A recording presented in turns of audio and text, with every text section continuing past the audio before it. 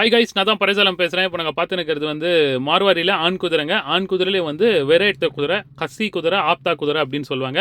வாங்க இந்த குதிரையோட டீட்டெயில்ஸ் பார்க்கலாம். இந்த குதிரை இருக்கிற இடம் வந்து சென்னை பூனமல்லியில் இருக்குங்க. குதிரை பார்க்குறதுக்கு எப்படி இருக்குன்னு நீங்கள் தெரிஞ்சிருக்கும். எப்படி வந்து ஃப்ரெண்ட்லியாக வந்து விளையாடின்னு இருக்குன்னு பாருங்கள். குதிரை எப்படி வந்து என்ன கண்டிஷனில் இருக்குது, எப்படி இருக்குன்னு நீங்கள் வீடியோ பார்த்தாலும் உங்களுக்கு தெரிஞ்சிருக்கும். குதிரையோடைய கலர் வந்து குமேத் அப்படின்னு சொல்லுவாங்க. கருங்கால் குமேத்துங்க.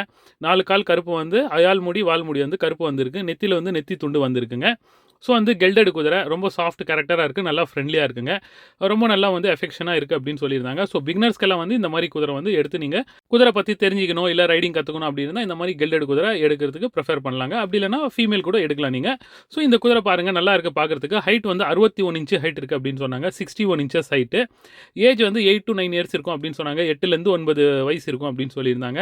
குதிரை பார்க்குறதுக்கு நல்லா இருக்குங்க. நல்லா வந்து ரைடிங்கெல்லாம் போயின்னு இருக்குது. லேடிஸுங்க சின்ன பசங்களாம் உட்காந்து வந்து ரைடு போகலாம். அதே மாதிரி வந்து குதிரை வந்து அதோட கால் எல்லாம் எப்படி போட்டுன்னு இருக்குன்னு சொல்லி நீங்கள் பார்த்தா உங்களுக்கு பார்த்தா தெரிஞ்சிருக்கும். எப்படி வந்து கால் ஸ்டெப்பெல்லாம் போட்டுன்னு இருக்குது, எப்படி ரைடிங் போயின்னு இருக்குது அப்படின்னு சொல்லிட்டு நீங்கள் பார்த்தா உங்களுக்கு வீடியோவில் தெரியும்.